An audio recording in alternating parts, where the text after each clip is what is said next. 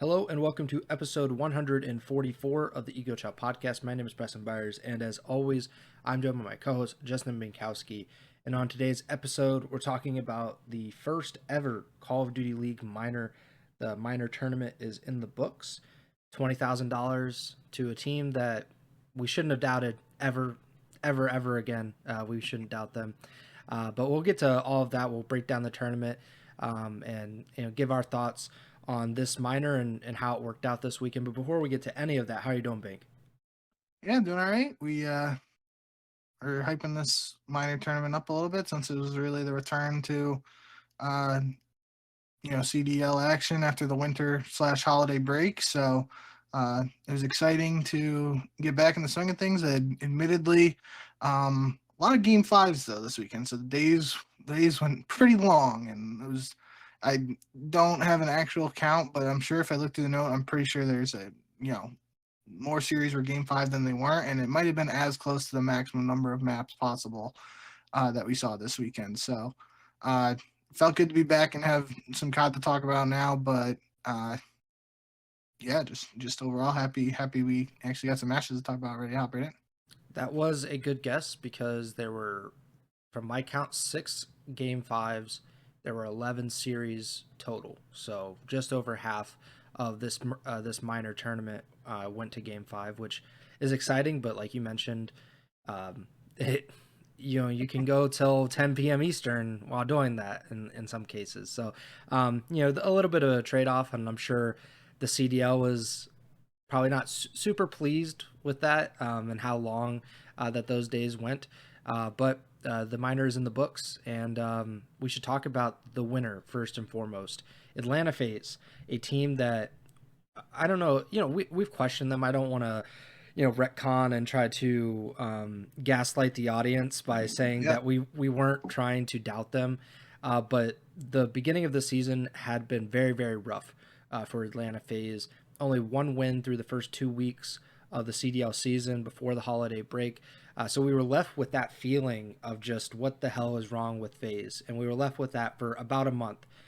They kind of shed, I don't know if all of that, because we have to see it in official matches, but this is certainly the biggest, or I guess the most obvious example that FaZe is probably still FaZe at its core and that they are a team to be reckoned with. Was that the idea or the sentiment that you came away from this minor with, that FaZe is still one of the best teams in the world? yeah. I mean that's really for anybody who's been a loyal listener, and especially over the past month where we've had a lot of filler episodes just talking about storylines and narratives and that sort of thing. I mean, as recently as doing our updated power rankings, I was really torn between just the idea of like replacing FaZe in the top three, and even with Toronto who had beaten them, and I was going back and forth in that, and we I don't think either of us said that like FaZe should make a roster move, but we at least discussed the possibility of that. Like just a mid-season roster move for FaZe hasn't happened at all in their CDL history. It's always been like one change post-season.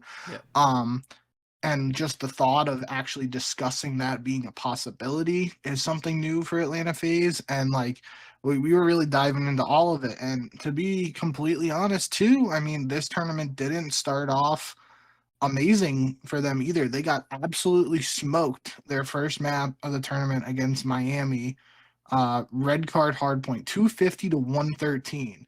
And I'm sitting there watching this and I'm like, damn, FaZe is going to come in last in this tournament. We're going to have to go on the pod and talk about what's wrong with FaZe again, and all this, stuff.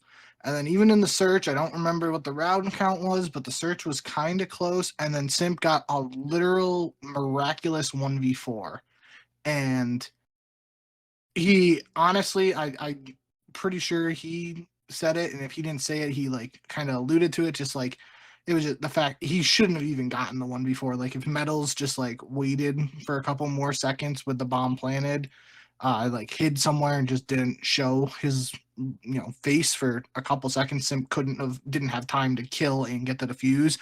But after that 1v4, it was literally like a flip switch, and that was it. You can't give all the credit to one play like that because that only gets you one map win, but it really felt like that was a major catalyst and just momentum shift for this FaZe team because after that they're able to take that series against Miami. It was still, the control was close to, and it came down to round 5 with Miami up 2-1 in the control, but then Atlanta had a really strong defensive hold in the 4th round of the control to secure defense again on Vault for round 5. And we saw some really just absolutely nutty Vault control offensive rounds throughout this entire minor. So it's not like the securing defense was an automatic win for FaZe, but it helped them, especially after shutting them out, shutting Miami out in terms of capturing any of the zones in the previous round. And then they 100-point clubbed Miami in the final hard point there. So really, after what looked like, a just scary first map that could have been like, here we are talking about FaZe losing again and what's wrong with FaZe, yada yada. 1v4 comes in, flips the script around on that match in particular. And then we go into that second match against LAT, and their LAT reverse swept the control, but outside of that, Atlanta won both hard points in the search pretty convincingly. And we obviously have already seen those teams play a couple of times this year.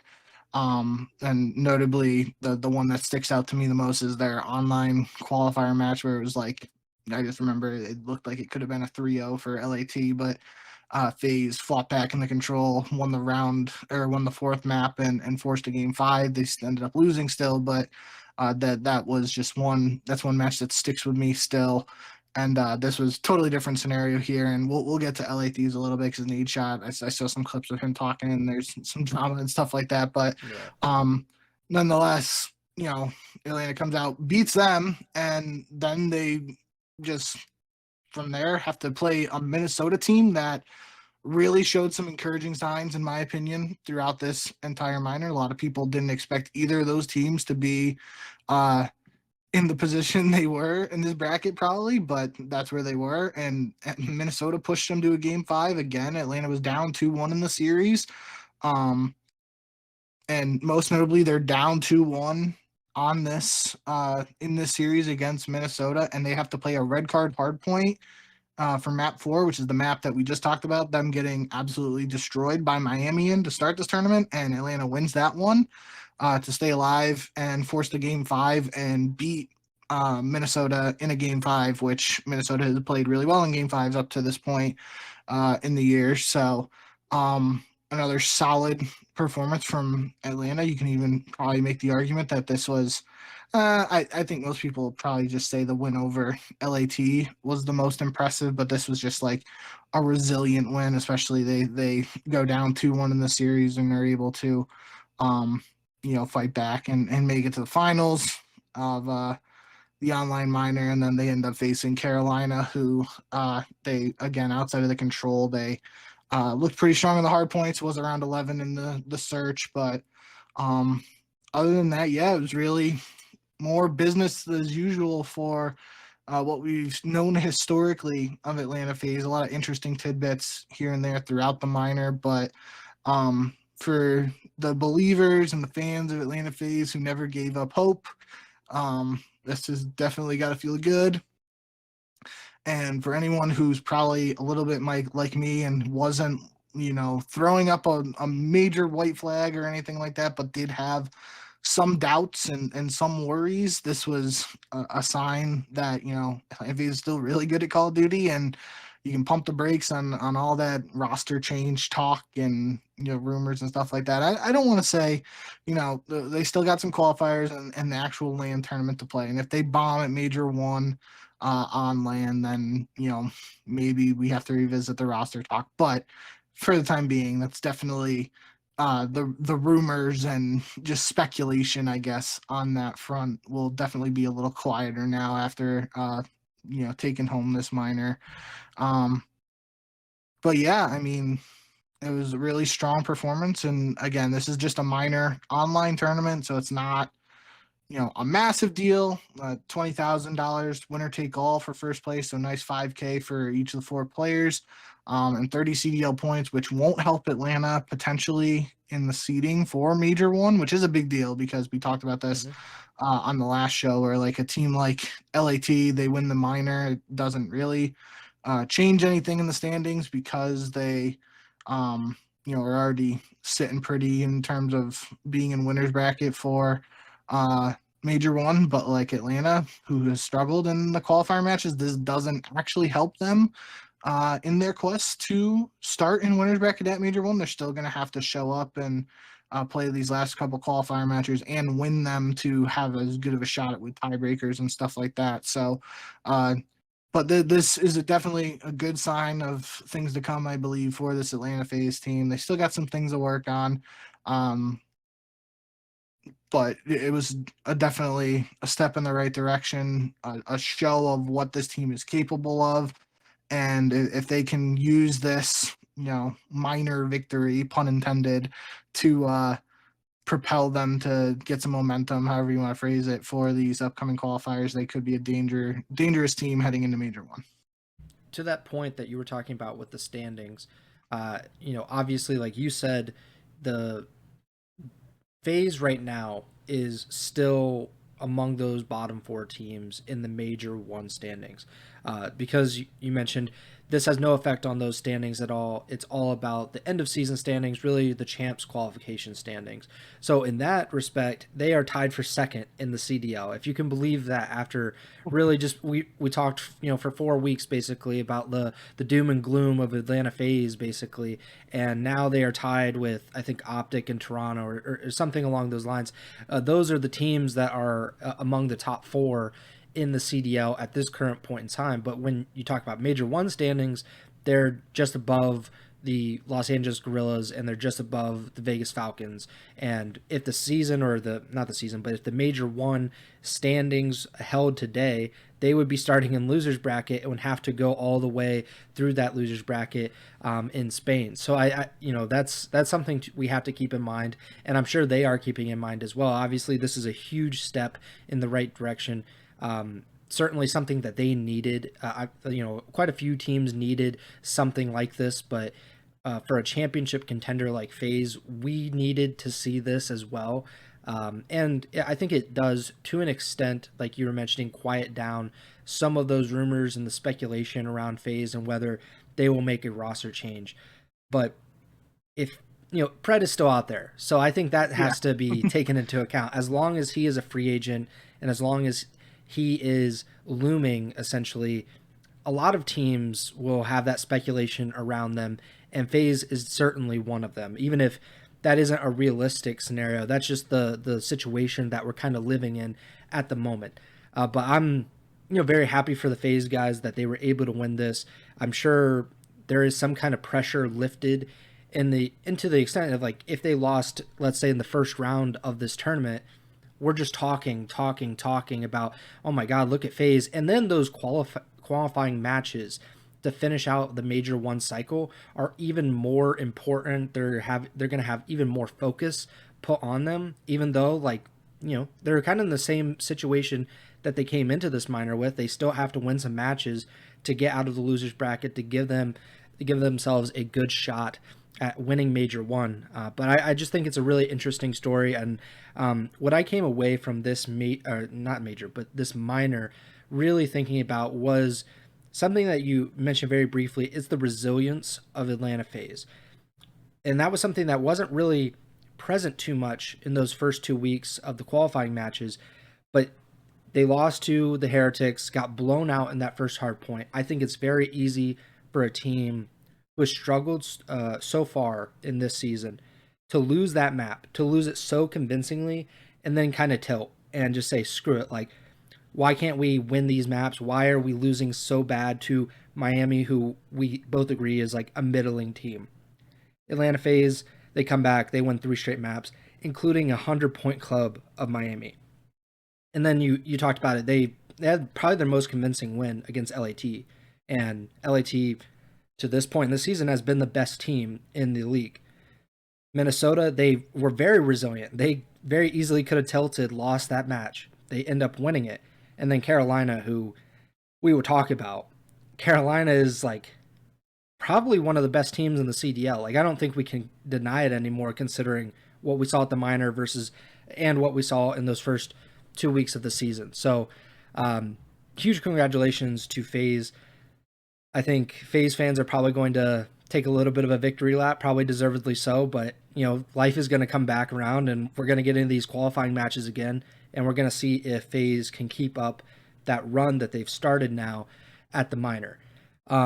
Before we move on, I want to get your thoughts on what you thought of the minor overall, because we talked about it on some of the last pods about like this format and how it's kind of breaking up the qualifying matches. Obviously, this is a little bit different because we had this gigantic break for the holidays, and then we go right into the minor. How did you feel this tournament and this format kind of translated into making some of these matches feel more or less important? What did you think of the minor?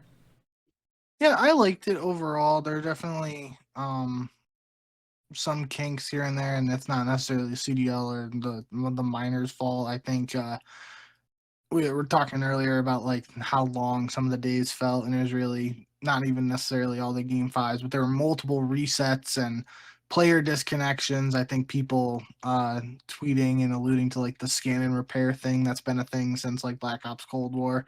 Um, Maybe even before then. Maybe it was in MW 2019. I remember it being a big deal in Cold War. So, nonetheless, there were definitely multiple map resets. There was one map I remember. I know I have it in the notes here somewhere. I think it was a Minnesota. Oh, it was the first series, map 4 between Minnesota and Gentlemates. It was 205 to 205, like maybe not exactly, but in that range. So like that's literally almost an entire map being played in a nail biter of a map. So it's got to be 10 plus minutes, and Estriel lagged out, and because the map was essentially tied at that point, they're just like, yeah, full reset. So like took time to get the player back in the game, get everything set up again, and then they played the map entirely over again. So that's just one instance of it. But there were multiple resets the first 2 days. Again, not necessarily a result of the minor. Could have happened in qualifier matches or no matter what was going on, but that definitely is worth keeping an eye on. Hopefully we get some get some fixes, but it seems like again, at least in my memory, the skin repair thing, if that's what's popping up again, that's been an issue for almost 5-6 years at this point, feels like. So who knows whether we'll get a fix or not. But outside of those like resets and stuff, I did feel like, um I liked the idea. I wasn't totally convinced by the idea of like the winner take all. I guess from the money perspective, I didn't really care, but just like from the CDL points perspective, there was only like 10 points for third, fourth, and usually you're getting 10 points for winning one match in the CDL. So some teams that like won in the first round but lost in the second round, technically, if it was qualifier matches, they'd get 10 points, but just because of the way of this format, they didn't get any points. So I do think that helped elevate the importance of getting to Sunday basically, and making this tournament more meaningful. So I kind of like that more after like seeing it in practice. I definitely think single elimination for an online tournament like this, I think it worked. I think double elim, especially like I said, with how long the days felt for a single elim online tournament like this, I can't imagine how much longer it would have felt for double elim. The only thing, and like it's something we've talked about even for the lands in the CDL era, and there's no real way around it, is just, especially in a single elim tournament like that, there's just some teams that show up, play one match, and you're done. We talked about it on land. It's definitely worse where you fly to a certain point. Like let's just use Major 1 in Madrid, for example, first CDL event in a while, not in North America. Some teams are gonna fly across the country and fly to Europe and play 3 maps and just be eliminated, and they might have a little mini vacation in Spain. So in this case, the one team that really stood out to me was like a team like Toronto, and I guess even to an extent LA Thieves, just because like they were the teams that got a bye into the second round because they played well in the qualifiers. So they were teams we were both expecting to be competing for the championship and potentially face off against one another.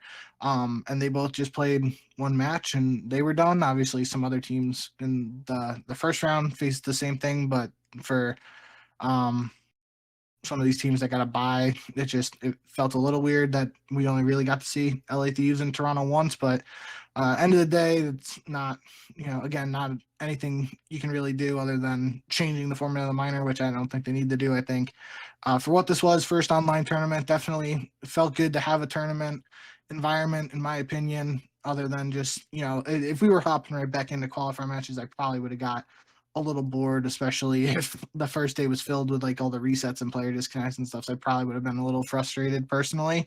But like that tournament feel is, just something I've always enjoyed as a fan. So even though this is just, again, small online tournament, we didn't get to see FaZe hoisting a trophy or anything like that, but definitely for what it is and its purpose of, like you said, breaking up qualifiers and stuff like that, I think the first minor was a success in my eyes. The reason I really brought this up, and I was going to ask about it, but there was a certain thread of tweets that I had in mind when I brought it up, and it was Ben J. Nissom and Nameless kind of replying to each other about this. So Ben had the initial tweet, and he said, "It's early, but this online COD League doesn't feel any different from normal online matches. Appreciate them trying to mix things up, but something about either this format or the placement in the schedule isn't really adding any juice to the current season." And Nameless, like, I think we should mention, like, Nameless, works on the desk. He has like a reason to kind of defend the CDL if you want to be pessimistic about it. But he said, really, I feel like these matches have been close as fuck, and people and teams are going dummy compared to regular matches. You might just have fatigue in general from COD overload. I kind of agree with both of these arguments, I guess. Like, I feel like the CDL really didn't advertise this tournament very much at all. Like, I don't remember seeing much on Twitter even, and that's kind of where the community is based. So I don't feel like the CDL really put much effort into like saying like this is a new exciting thing that you should really care about, and therefore people didn't really care about it as much. But I don't think that it was like entirely the same. Like it the fact that we only saw these teams once was kind of similar because we only sometimes see these teams once or twice in a weekend. But it didn't, I don't know, like it just felt like it was a little bit different, but not too different. And I feel like we needed a little more different, but maybe that will happen once we get into the second minor, which is like literally 2 weeks of qualifying matches. Then they do that minor, and then they go back to the qualifying matches. Where like this was just kind of a return to actual CDL action, and I think that kind of played a part in it not feeling as different as it may once we actually are in the swing of things, and that this is just a kind of a real break in action. Where this is more just like we're just playing COD again, which is great. But I don't know, like maybe the players, I think the players cared. It's kind of hard because when players lose, they say they don't care. That's kind of the thing. And then when they win, it's like it's the most important thing. And there was a lot of drama outside of just these matches this week, so maybe that kind of stuff overshadowed the actual results in the server.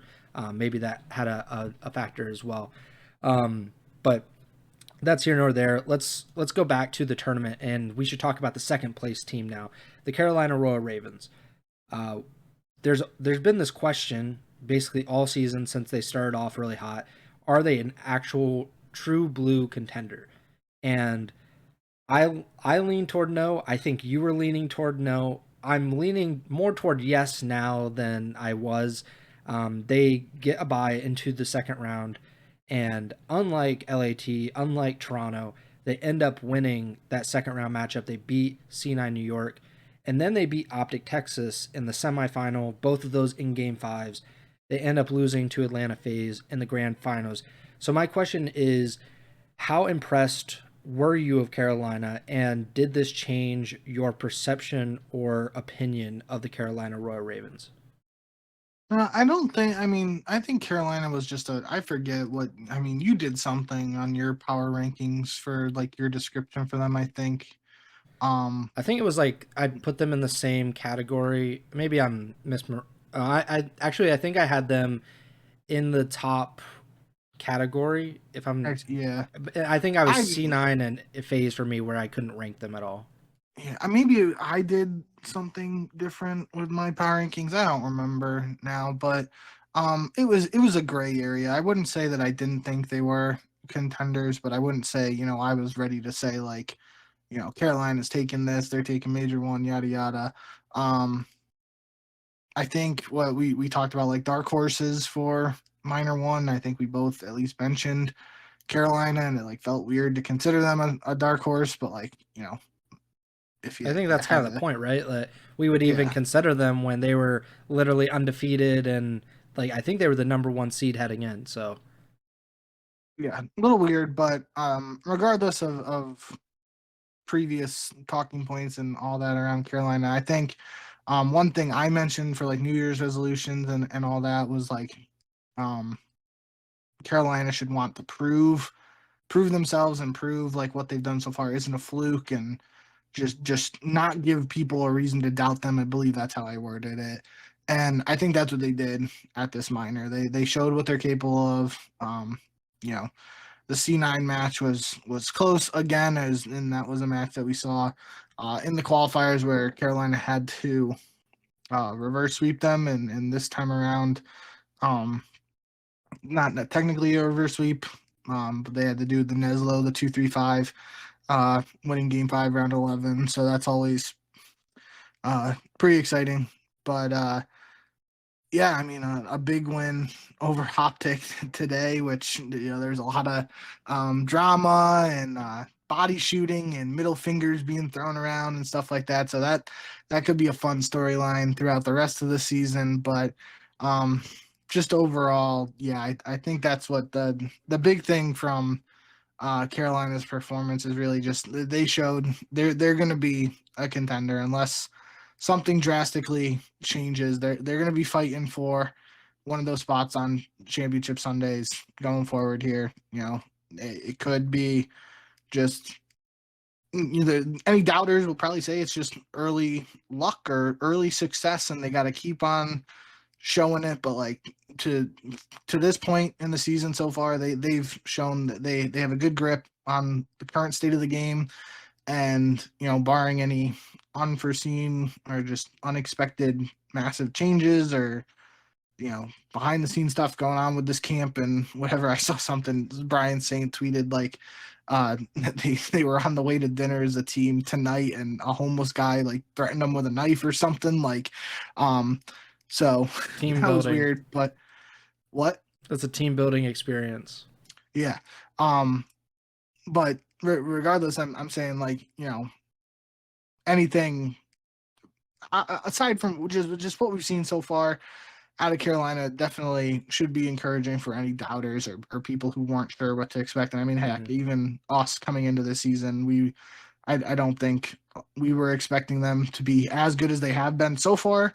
And there were definitely multiple questions around a slasher coming off of a break, Vivid potential role swap, and he'd been using the AR.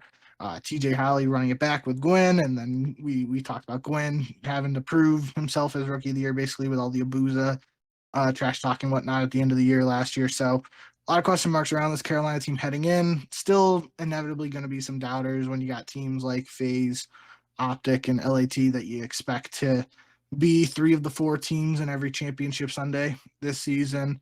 The way Toronto's played, you expect them to be fighting for that 4th spot, and the way Carolina's played, you expect them to be in the mix too. So I just think overall, based on what we've seen so far, definitely encouraging signs from Carolina, and definitely some things for that camp to be happy about the way things have gone so far, even though they weren't able to get the job done today. Scotty in the YouTube chat said Carolina's great if Gwen is cooking, but if he gets shut down, it's hard to win in respawns.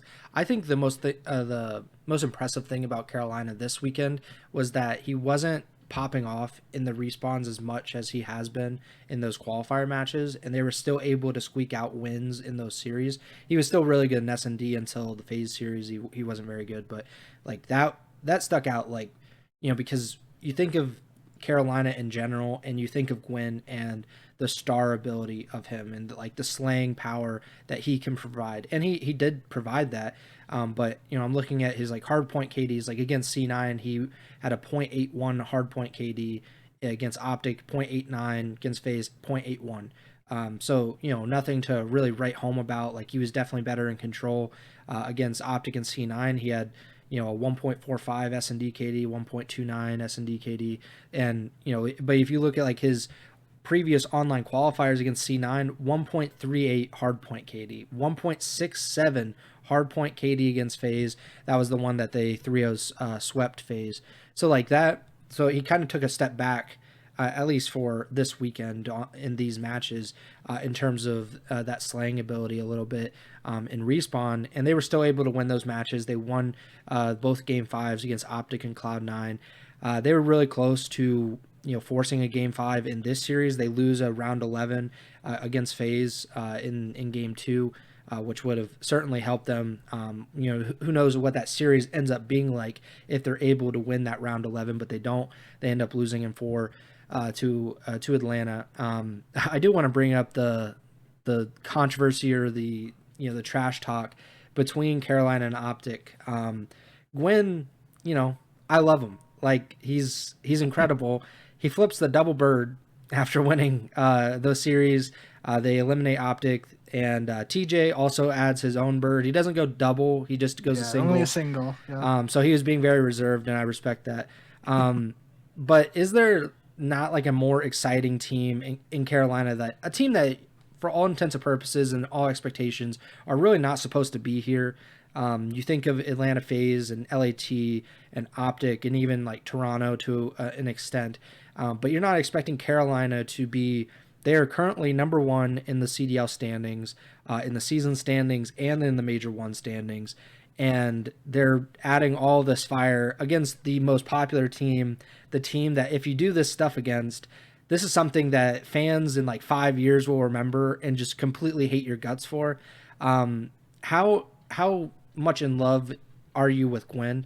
Because I'm thinking about marrying the dude, to be honest.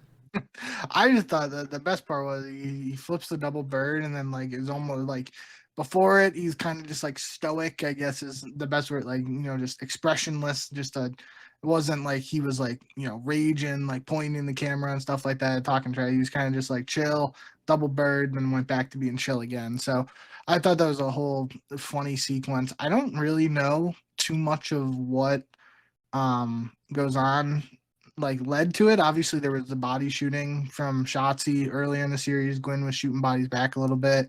I don't know if this goes back to like Shotzi's going rogue a little bit earlier this week and weekend and talking about like people not playing for the win and playing for stats, yada yada. So Maybe, I don't know. maybe that's like connected and whatnot. I'm not really sure, but regardless of the situation, I mean, we even saw Shotzzy like pointing to the camera at one point, I think breaking point to you, and it's like, you are effing shit or something like that. I again don't remember what it was, but like there was trash talk in this series, and we both said it numerous times on this podcast. Like that's what makes these Call of Duty matches what it is, and that's what makes Call of Duty esports what Call of Duty esports is. The Twitter drama, the beef, the almost WWE-esque nature of some of the interactions and stuff like that. Like that really the personalities and all of it, that really brings out the best in Call of Duty esports. And other people may argue the quote unquote bring out the best is not how you want to phrase it, but it leads again, Those people would be wrong. OpTic fans are obviously going to be upset Salty. when Gwyn flips the double bird. Their team lost, and he's talking trash. They're going to whatever Gwyn's tweeting and ripping the dude and saying stupid shit to him and his replies and stuff probably. But end of the day, a good majority of neutral, just Call of Duty esports fans have to enjoy what transpired in that series just from a very basic like entertainment and added flavor, I guess I'll say, when a little extra on top of the actual gameplay. Yeah, if you want to say that like Call of Duty is worse off for this kind of stuff, like you're just wrong. Like there's no other way to put it. I would say esports in general, just any competition is better when there is like legitimate beef and there is, like harsh feelings in a way. Like you don't want it to get too personal because then it's like, okay, this is a little too real for even the viewers, and that can like some of the even some of the scrap and draws of stuff. What like Yeah, last season was like, this is a little bit too much. Like I don't yeah, need to know that much about these people. So that from that point of view, you can take a step back. But this kind of stuff where I don't think like Shotzzy and Gwen would like try to kill each other if they saw each other in public. I just think this is competitive rivalry. This is just yeah. passion being shown by both of these guys. And like if they get fined, I think that's stupid just in general. But like I don't want it to stop. I don't They want will. these players to feel like they have to tone down what they're saying or what they're doing. This is any sports league in the world would kill to have some of the natural organic rivalries that Call of Duty esports creates on a yearly basis. Like Scrappy and Draws, that was like a thing that just like popped up. That was like I forget what even was like the initial thing that started it all, but like that's like it's not something that the NFL can like naturally create, even though those guys are like literally trying to give each other concussions on like a play-by-play basis. These guys don't even touch each other. They're not even in the same room, and they hate each other in certain aspects, and that's great. That is what competition is all about. I feel like we've talked about it so much, but I think rivalries can be like you mentioned Halo, and like I think of Halo, Gears of War, and Call of Duty are the absolute best esports at this, and it's the trash talk. Like there's just nothing like it, and Call of Duty should always play into that. It's what they're kind of known for, or I think what people, if you go into a Call of Duty game when you're 12 years old, you hear racial and homophobic slurs that like you haven't even like heard in your entire life. And I feel like we don't need that much, but we need like the intensity of Sure. like a Call of Duty lobby in like a professional scene. And I think the CDL has actually kind of played into that more. I I think the agree. CDL even like retweeted something with Draza and Scrappy like last year, or yeah, they it was the showing Draza's girlfriend on the screen and stuff at the major, or I think that maybe with champs, but like stuff like that, a little too far, but I like the idea behind it. Even today, the CDL reposted the Carolina Royal Ravens tweet from after the series against OpTic, where Carolina says Shotzzy was right. We are a fake 4-0 team. We're 6-0 now. We move on to the minor one finals. And obviously, that's not like super dramatic or like it's fun banter in my eyes, but like that's something that previously the CDL account probably doesn't interact with, or maybe they reply to it and don't retweet it. But that is a better and extremely recent example of like the CDL um feeding into this more drama and uh just the extracurricular stuff, I guess you'll say. Yeah, and I don't know if that's. I think it's a more recent thing. Like over the last 2 seasons, I think the CDL has learned that it doesn't really mean anything to be like professional, quote unquote. Like, what does that give you? It didn't help them in those first few seasons where it's Yeah. like super buttoned up and like we're gonna be like true sportsmen. Like people like it in the NBA when players talk trash to each other. People like it in the NFL when like wide receivers and cornerbacks hate each other. I mean, like what was it, Marcus Lattimore and Mike Evans? Like there Tonight. was yeah, like anticipation for like this game because these guys just don't like each other, and I don't know. I think we should lean into it. The CDL seems like they're leaning into it. I want to continue to do that, as long as it doesn't go too far. Like I think we can learn from some of the mistakes that we've made in the past. I don't want to see necessarily physical altercations. I don't need to see Yep. two scrawny guys like Aches and Nadeshot, getting into physical confrontations at a UMG event. But we can always be talking trash online, and Twitter is always very entertaining because of that. But Shotzzy, I think in general has been making some headlines lately, and I would just say God bless him for it because I will say some of those things he wasn't necessarily wrong about. We'll get into it a little bit later. Let's get through the minor stuff first. But I do want to at least mention that we did see it. We will talk about it at some point. Um, Before we get to OpTic, I want to talk about Minnesota because they got top 4 here as well. Um, Honestly, like they were the biggest surprise for me. Like I would say it's a surprise that FaZe ended up winning just because of some of the things that we saw over those first 2 weeks. But we always knew that at their best, Atlanta FaZe was a championship level team. We did not believe that about Minnesota, and Minnesota ends up winning 2 matches, 2 game 5s, one over LAG, then one over Toronto in a big upset. And then they lose a game 5 to FaZe that we've already talked about. So, how did you come away from this weekend feeling about Minnesota, who I think we were both, not down on necessarily, but certainly not thinking that they were among those top 4 teams? No, yeah, I think the thing with Minnesota was we've seen early on this year they picked up some wins that other people weren't necessarily expecting them to get, and it was just an opportunity here to see more from them, and that's what they were able to deliver because of these game 5 wins, and obviously on 2 separate occasions they opened up the series down 0-2 to LAG slash Gentlemates, and then to Toronto as well.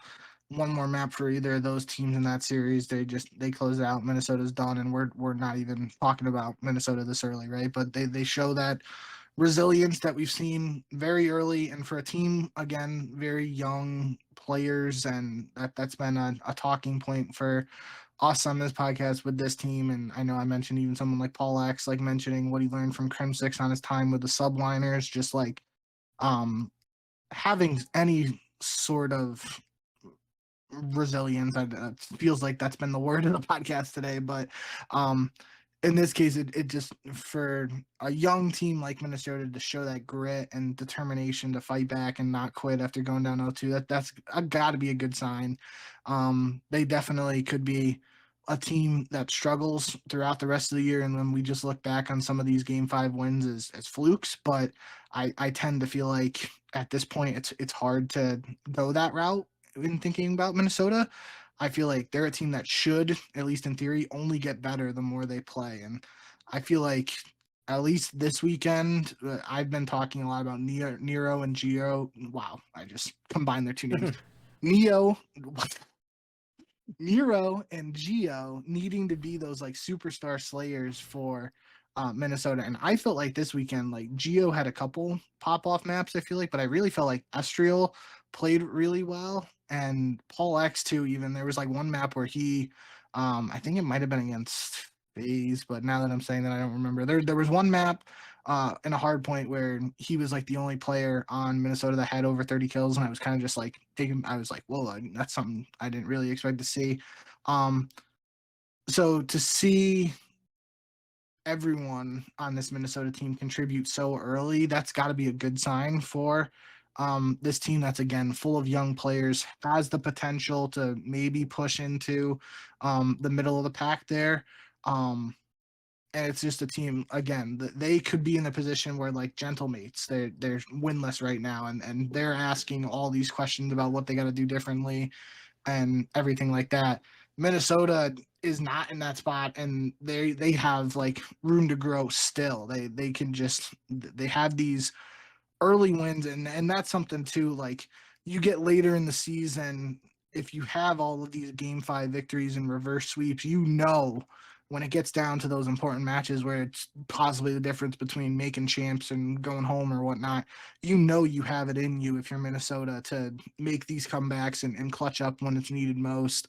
And being able to forge that just thought or identity early on in the season is only beneficial, I feel like, for this team. And I really think my overall thought on Minnesota is just they still have room to grow, and that could be scary. Like if they continue to improve and work well as a unit, and even like just if they put it all together, they could be a scary team, and that's interesting because I don't think a lot of people would have said that heading into the season. Yeah, I think it's one of those things where, like you said, they have so much room to grow. It's just about whether they will make those steps to improve.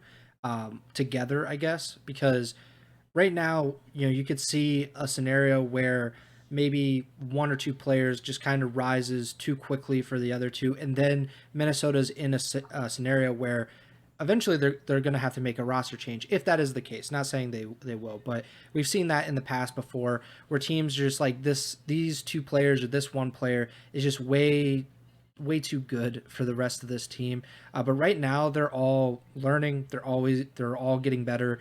And I came away from this weekend even more impressed by Minnesota than I have at any point in this season. I will say I was kind of down on them. Not in like, oh, they're so bad, but I just didn't believe in them at all. I thought they were just like a middle of the pack team, and maybe they still are because this is a really competitive league, Yeah. and this is a single elimination tournament.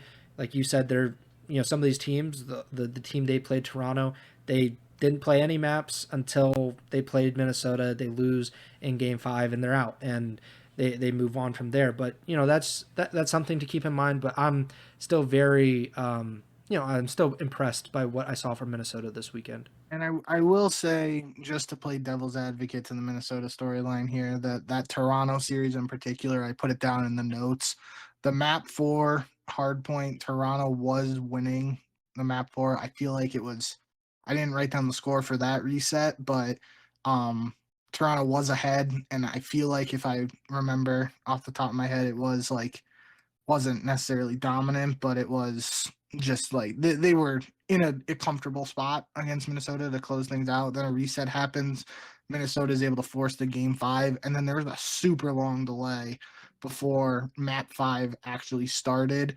So I feel like if you're like that Toronto team that wins the first 2 maps and you have a reset when you're ahead in map 4, like they had to have been going through the grueler mentally, and they basically got iced, and that probably helps out a team like Minnesota who's going for the reverse sweep because you already have nothing to lose, and then like you're icing the team. They're questioning everything that's going on, trying to avoid the pressure of getting reverse swept. So I think that's unfortunate that's what happened, but um end of the day, like the resets and stuff were happening across the board, so can't really complain. But it does, suck for Toronto that's how it shook up. Toronto was undefeated in S&D2 Mm-hmm. before the Game 5 win that Minnesota was able to close out there in that series. So a couple of interesting tidbits, I guess, to that narrative. But yeah, end of the day, I do think Minnesota is in an interesting spot and probably just one of those teams again that we're talking about now, middle of the pack, but like you can only have so many teams in the middle of the pack. You can only have so Yeah. many teams in the contender, and I do think that you mentioned it. That's kind of like uh, attributed to how competitive the league has been so early in the 2025 season. Yeah, last season it was basically we had a top 4 and then 5 through 11 were basically like a mix up of all of those teams, and they could be reordered at any point in time.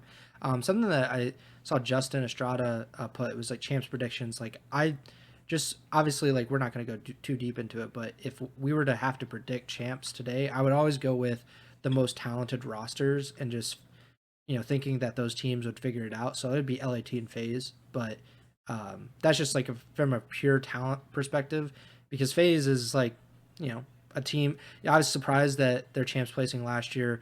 I mean, the same thing with LAT. Like, that's a team that we've talked about. Like, it's probably the most talented roster that you could put together.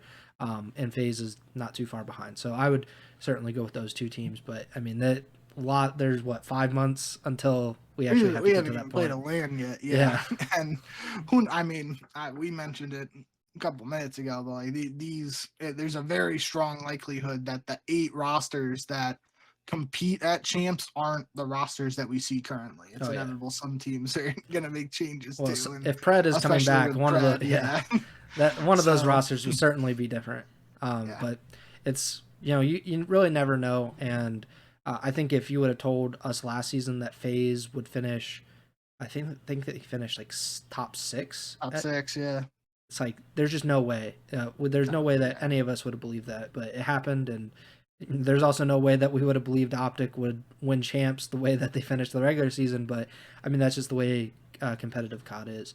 We should talk about OpTic though. OpTic, they come in, I think, with high expectations because they showed something with Hook. We weren't entirely sure exactly how it was going to go when he replaces Pred in the middle of the first qualifying stage. And they look, pretty good. Not like perfect or anything, but they win their matches. And they come into this minor. They beat Vegas, who we all expected them to beat. Vegas debuting a new lineup at that. And then OpTic plays the Boston Breach. They win Game 5 against Boston. Of course, the Breach beat OpTic in the first match of the CDL season earlier, or I guess last year, and then they go to Game 5 against Carolina. They lose that Game 5 and get top 4.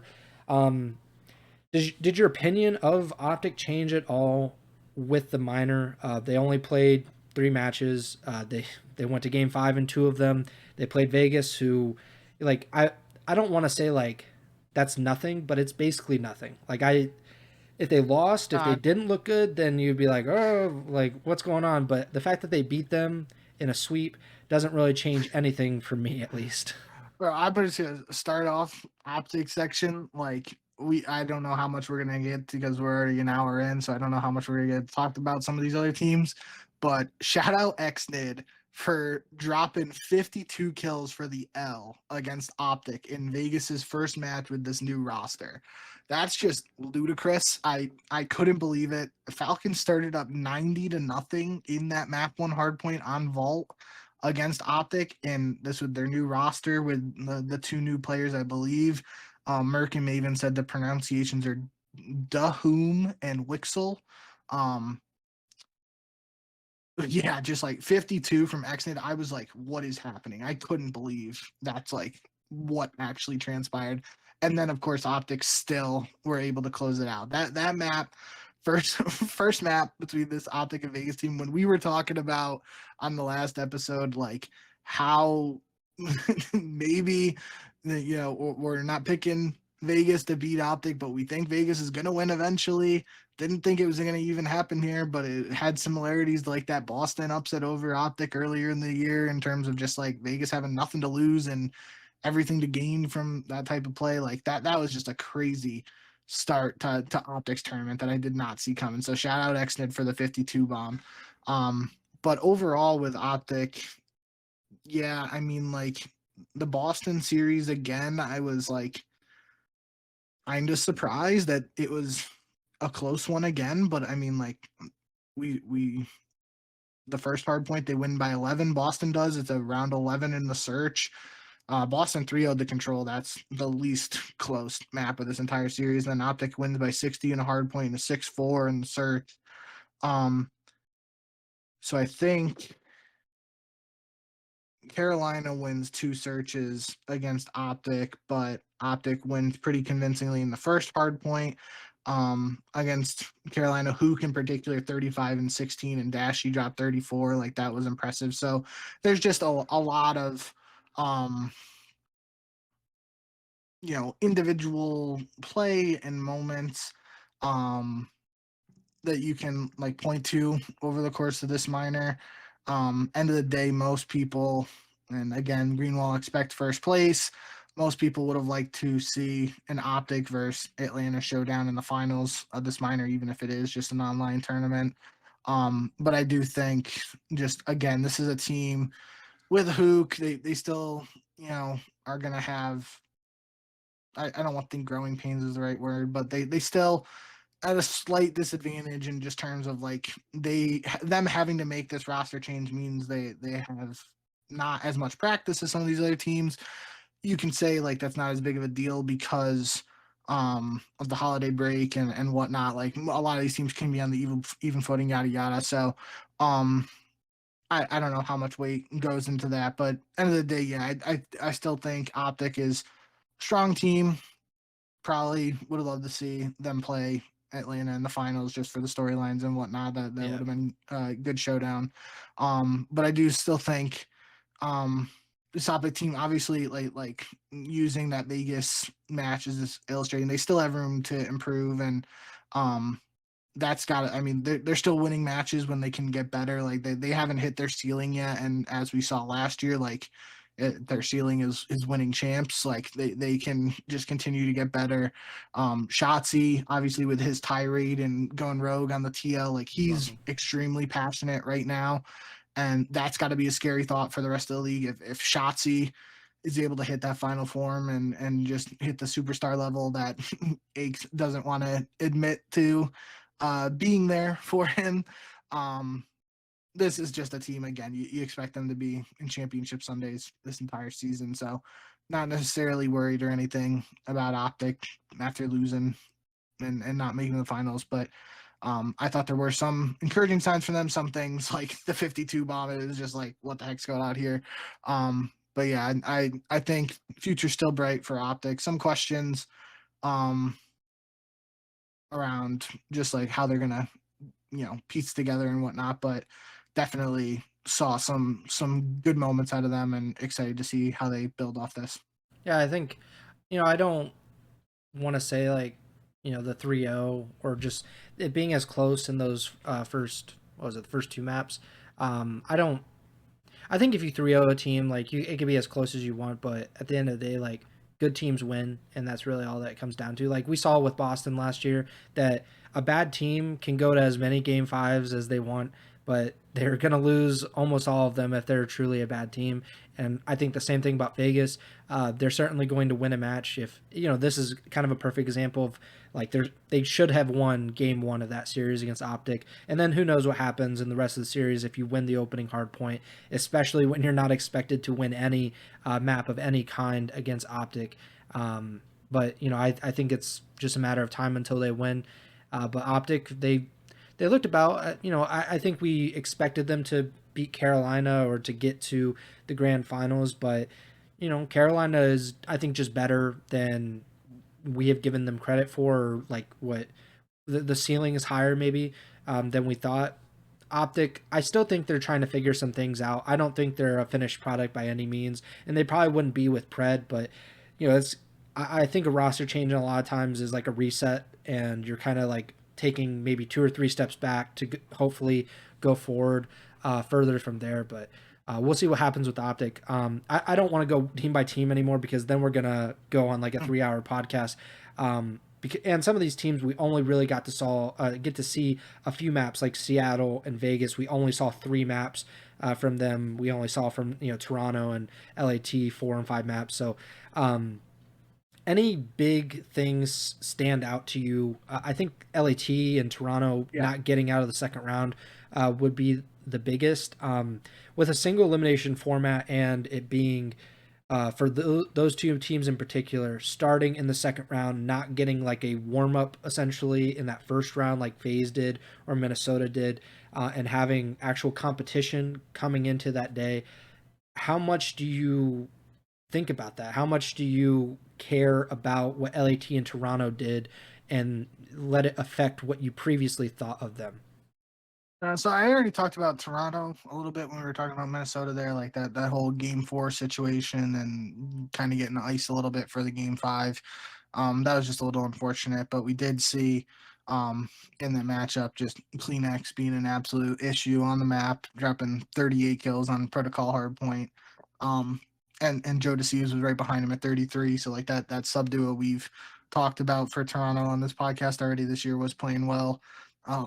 Early in that map, and then Toronto win convincingly in the game 2 search, and they were undefeated 7-0 in search up to that point according to the broadcast, and then obviously they lose the game 5 to Minnesota, so they're still 7-1 in search, which again, as Ego Chall Podcast, as far as the Ego Chall Podcast goes, S&D wins championships is a Sure. mantra of the show. And Make the when merch. you got a team that is doing that well early on, 7-0, 7-1, that's got to be talked about and discussed enough. So I don't think anything really changes for Toronto for me. Big thing really for LAT.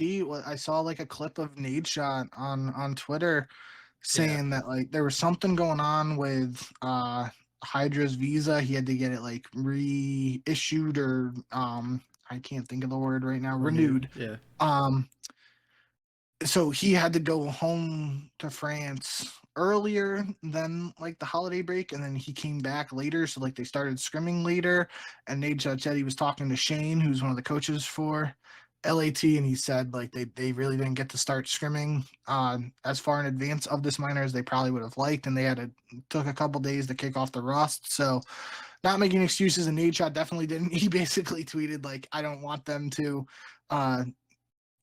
get off the game for the rest of the season. And then Ghosty, I saw today, tweeted he tweeted his stream link after the finals, and he's like not turning the stream off until Major One or whatever he ended up tweeting. So that was kind of funny. But yeah, for LAT, I definitely think you don't want to make excuses, especially where we've talked a lot about this team being the best in the game. The expectation or the bar being set at multiple titles for them throughout this year. Like losing one online match isn't the end of the day, or isn't all doom and gloom, but it is. It's gonna it just raises some questions in terms of how they're gonna respond to this. Are they gonna be the type of team this year that goes on these win streaks and then gets complacent? Or are they going to be willing to keep working? And obviously, you would think this team with the expectations that they should probably be pissed off. And it sounded like in the Nadeshot clip that Scrappy texted him and wasn't happy with Nadeshot's tweet or whatever, and Nadeshot texted him back and he said he like shut that down or whatever. So like they're talking about it, and people are mad that they lost. And even though it's one online match, like the fact that you're mad that you lost one online match is in a weird way like a good thing. Like I would rather be supporting or be a part of a team that's mad to lose any match than just be like, oh, it's only an online match, who cares, we'll just go on to the next, right? So I think that's, at least for now, we'll have to see how LAT responds, but early indications suggest this team's gonna want to hit the ground running now and really get back in the swing of things. Potentially finish out these qualifiers undefeated, grab that first seed at Major One, and then we'll have to see how they play on LAN, which we already saw them win that like 14 LAN earlier this year. So like again, that feeds into the expectations and whatnot for this team. But in particular, I noted for LAT, I think Hydra had a 0.83 KD in the Atlanta series. And again, we know another Ego Chall mantra is KD isn't everything. But that's just a number you don't usually see next to Hydra. I can't remember.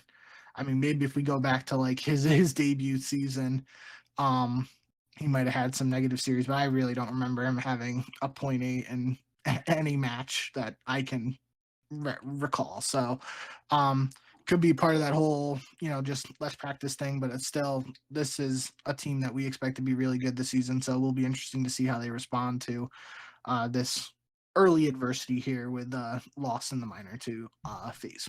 I think that was the biggest part about it. It was like, I'll give my thought on Nadeshot in a minute, but like just the fact that LAT lost to FaZe, and I think if LAT lost to FaZe or OpTic, then it becomes like a thing. If they lost to like any other team, I don't think it's nearly as big of a deal. Of course, it would be surprising because any other team isn't as talented as those teams, but I just think because it was FaZe and you have the built-in rivalry, especially with Draza and Scrap, and there being like some hype around that match in particular, I think that's the only reason it got as much play as it did. What I will say about Nadeshot is like he has gone like full content creator in like the last year or two. So like these tweets don't mean anything to me because like he's just like kind of a weirdo with his tweets now, like, and not in a bad way. Like he's showing way more personality like in the last like year or so, like whenever he started streaming all the time again. But like this is just kind of his thing now, is like he's super online with some of this stuff. And like him saying like, I don't want to see our guys log off the game until the first major. Clearly the foot was taken off the gas pedal over the break. Figure it out. Like that's just a ridiculous thing to say on Twitter. Like, and not saying like Scrap, I guess like you were saying, might have been, not too happy about the tweet. And maybe it was the other one. He said, if they're happy losing one series, then we signed the wrong team. I'd imagine they are just as mad as me, if not more. Obviously, don't expect them to win every match, but we got to act like we should and want to win every match. Not hard to understand. Like, I agree with that sentiment. I just think it's kind of silly to put it out there, and it seems, in my opinion, a little performative, a little content creator ish, where it's like, you're trying to make or bring attention to this specific instance, where it's like, this was one match, and like you said, there were extenuating circumstances around why they may not have performed or may not have practiced as much or as well as they would have liked. So that's, I kind of just take it as like tongue in cheek a little bit with Nade in particular. Like if I saw Hex do this, I would be like, this seems a little weird. It seems a little out of character for Hector. Same thing with some of the other team owners. But I don't think anything of it. I don't think that there was. I don't know if they were lazy. Like, I would have no idea about that kind of stuff. So I just expect them to be better. And it wasn't like they, like, it's FaZe. It's like literally one of the most talented teams, a team that should have the power or the firepower to beat a team like LAT. So that also plays a factor in my mind. But that's Nade being Nade. He will continue to be Nade, I guess.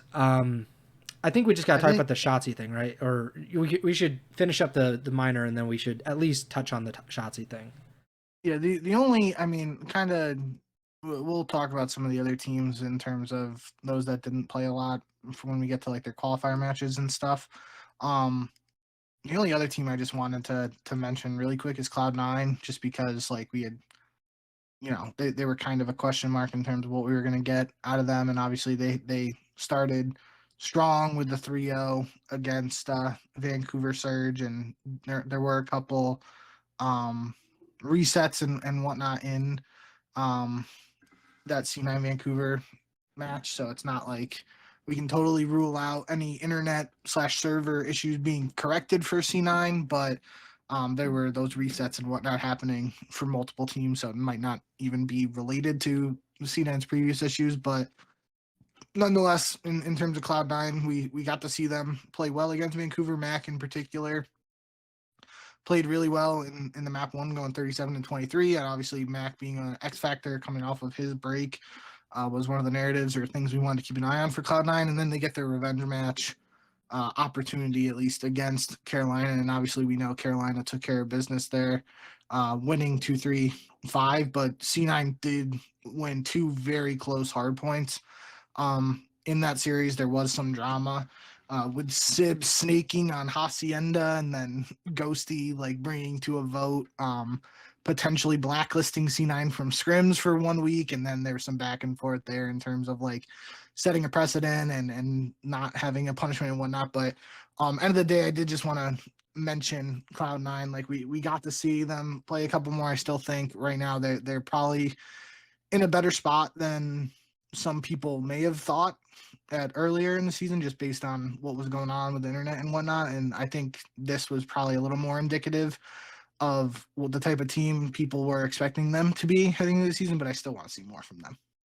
Yeah, I just loved Sib's response, where he's like, I understand, but we'll see what champs, like if that blacklist really holds up. And I thought that was a good response, at least. Just like, like when it really comes down to it, will you guys be like, locking arms and saying like, we're not going to scrim that team because of something that happened in mid-January? Probably not. So, the snaking thing, we've talked about it so much on this podcast. Like, what are you really going to do? Like, I think blacklisting is really the best way to like, and try to root it out and try to, get people to stop doing it. But like, it's so circumstantial. Like, Sib might not snake again for 5 months, but if it's round 11, $1 million on the line, like he's snaking, and as he should. I like, if I was his teammate, I'd probably punch him if he, if he's like, I had too much integrity to snake in round 11 of champs. Like, It's like that commercial. I don't know if you've seen it, where it's like sportsmanship, and the basketball player like calls the foul on himself, or he says, "I touched the Oh, ball he before it goes stepped out. out." Yeah, yeah, yeah. Yeah, like you shove that kid in the locker after the game. Like there's no sportsmanship in that. So I expect the same thing with Sib or any other player in the CDL. But I think that was just kind of one part of like probably the most drama filled weekend or week of COD on Twitter. Basically in the last, at least the last 2 months. I can't remember anything from earlier in the season other than like Pred, but like that was kind of an isolated incident. There was just a Yes. bunch of rumors and stuff, but like this was like a TV show that had like four concurrent storylines going on. The biggest and most important, I guess, is Shotzzy. OpTic starts streaming scrims. People, I shouldn't say people because I think the people at large are big fans. But the people within the CDL, not as big of fans. LAT in particular, I guess, were very much not in favor of their scrims being streamed versus OpTic. And we've talked about this specific stuff before about streaming scrims and why teams should do it, why players individually should do it. Um, so I'm on Shotzi's side 100%. Yes. There's absolutely no way that you could talk me out of the Shotzi camp at this point. Um, I understand the point of view from other teams. I completely understand it. I disagree with it. I think it's short sighted. And I think that, you're essentially annoying if you are like, especially at this point in COD esports. If you're at the biggest, if you got millions of viewers, you're like the NFL, you're making billions of dollars left and right. Like you have all these TV deals and you're like, we don't want to stream like our practices anymore. Okay, that's fine. But your COD esports, some of these players are getting like more viewers basically for their streams than some of these games do, and like at least more attention online than the actual games do. So you should stream scrims. I'm sure you agree with this, right? Yeah, I guess I missed that. I saw the Shotzzy like wanted to stream scrims. I missed that entire other like part of it that like other teams were mad and whatnot. I didn't see that at all. So that's kind of interesting to me. Um, not necessarily the exact same topic, but just on a related note.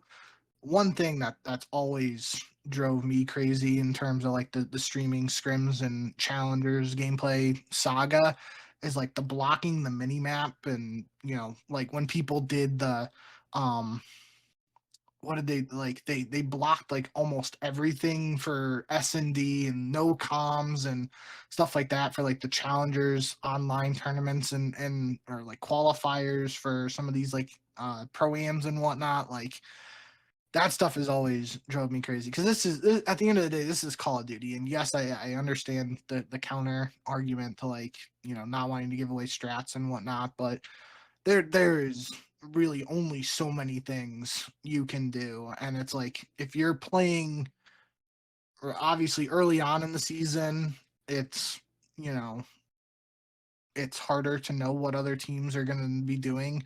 But as we get later in the season, it's like, okay, teams are going to send two left, two right. They're going to send 1-1-1-1 to four different spots on that. They're all going to go right. They're all going to go left. And I get that that's like having that information is crucial, but there's only so many things you can possibly do. And it's like, I don't know. It does. I've just always thought the whole like not streaming scrims thing has really been weird to me because I mean, both of us were from that like longer, older esports, COD esports scene where like they were streaming the 2Ks and just the scrims from OpTic and Black Ops 2 and stuff like that, like without even second guessing it. They were just doing that. That was great content, and you know, I don't know. I feel like I understand the counterpoint to it. I mean, you got esports teams like League of Legends where if you even talked about streaming scrims, like There was a Worlds, I don't think it was this past World Championship for League of Legends, maybe it was 2 Worlds ago or 1 Worlds ago, where like the scrim record for some of the teams against other teams got leaked, and that was like World War III in the league community. It wasn't even like the actual gameplay, but just like the record of the scrims got leaked, and people were freaking out in the league community, if I remember that correctly.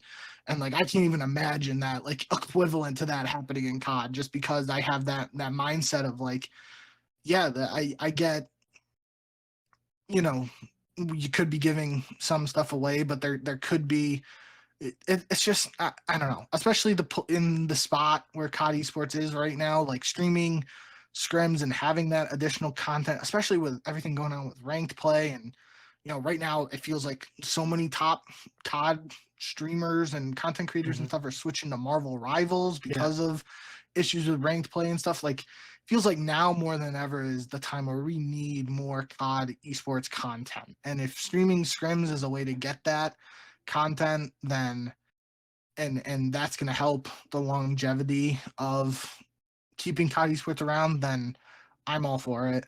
Even in Shotzzy's like rant where he's talking about like putting like other guys are gonna be putting fries in my bag or whatever and stuff like that. Like, obviously it might not be that extreme, but like I mean it's a realistic point. Like, not even for other pros, it just could be all pros. Like if we just don't do everything we can to try and keep COD esports around, like all these pros could be in search of a job, So really finicky topic, I guess. And I can see both sides of the argument. I really, not like you said, I don't really agree with the whole don't stream scrims argument. I could agree with not streaming scrims like in the lead up to champs. If you want to do that, maybe, like, sure. But especially like right now, like in this past lead up over the holiday break, if they were maybe not even scrims, but just like 8s or something, like late night S&D 8s, or I think if some of those arguments with like temp and there's like the clip of like formal roasting censor for getting 7 kills and 8s and stuff like 7. Yeah, we don't get any of that if there's no scrims or 8s being streamed. So I don't know, it's definitely an interesting topic that has multiple layers to it, but end of the day, yeah, I think Shotzzy definitely made some good points. I think that's the biggest thing, is that we don't have anything else, so we turn to scrims because that is the current thing that we're talking about, where Shotzzy is saying, I want to do this. But if it was 8s, if we had 8s every night, then we wouldn't be asking for scrims or nearly as much. If we had some kind of FPL or some kind of equivalent in COD where, there's something for pros to stream, there's something for pros to kind of do on the off days or outside of the CDL matches, then that's just something that we can tune into, we can enjoy. We don't have any of that. We don't have S&D tournaments. We don't have anything other than CDL matches. And so we're going to turn to Shotzzy, and I'm going to support him wholeheartedly. I believe that he is right in saying this. I understand why there are players that don't, but I also think that a lot of players are insecure, and that goes to your point about the League of Legends players saying, don't leak the records. Like, it's not even the strategies, it's just how well you're doing in scrims, and that's just insecurity. That is not anything about, like, people don't know anything about your team other than you didn't perform well in scrims. If they see your record, they know no strategies, they don't know how you play whatsoever. But then you just know that, oh my god, look at TSM, they're just getting absolutely cooked in scrims. And that's all, like, that's just being insecure, and I'm not a fan of it. And I think it's the same way in COD.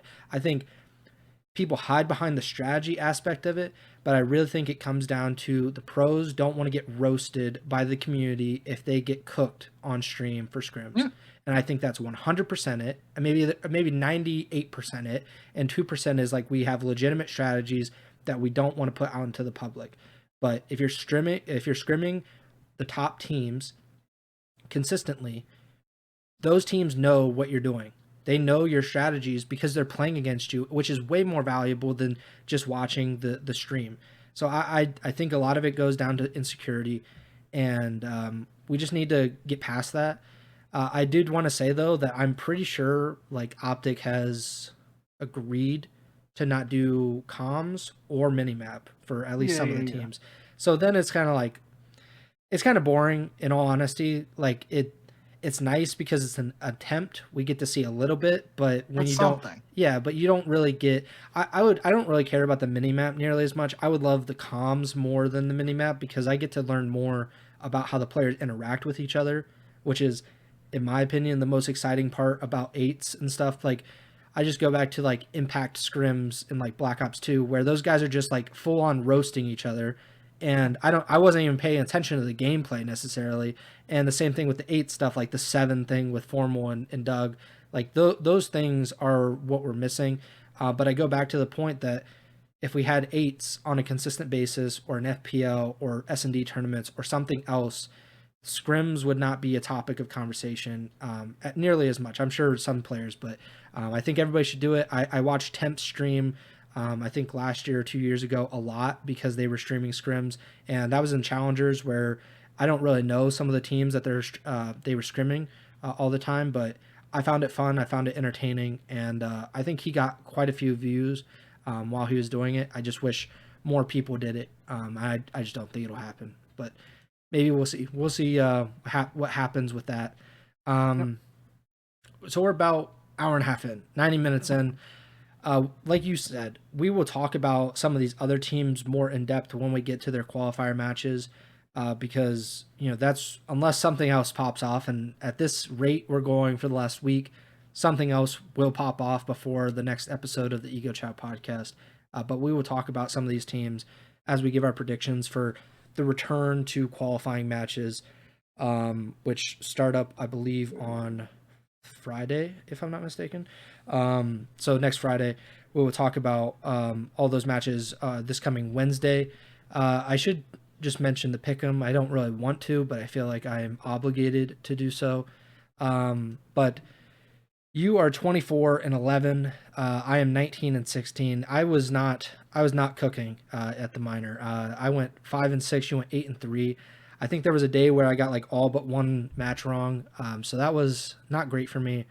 Certainly not the start I had last season, but still a lot of time to catch up. I'm kind of tired of talking, but make sure to subscribe, like, or follow the podcast feed wherever you're listening or watching on Apple Podcasts, Spotify, Amazon Music, and of course YouTube, where we've had a lot of lovely viewers today or tonight in the comments, and we really appreciate you guys for tuning in and kind of interacting with the podcast, interacting with each other. Really, really appreciate you guys. Make sure to subscribe on YouTube. I think we're at 180 subscribers. Maybe we've gone up since then. But 185 now. yeah, so we've gotten like 5 or 6 subscribers since the stream started. But please subscribe to the YouTube channel. Let's get to 200 subscribers, hopefully by Major 1. Like the videos and all that good stuff. Follow us on Twitter at jbink with 2Ks, at Preston Byers, podcasters at Ego Chall Podcast.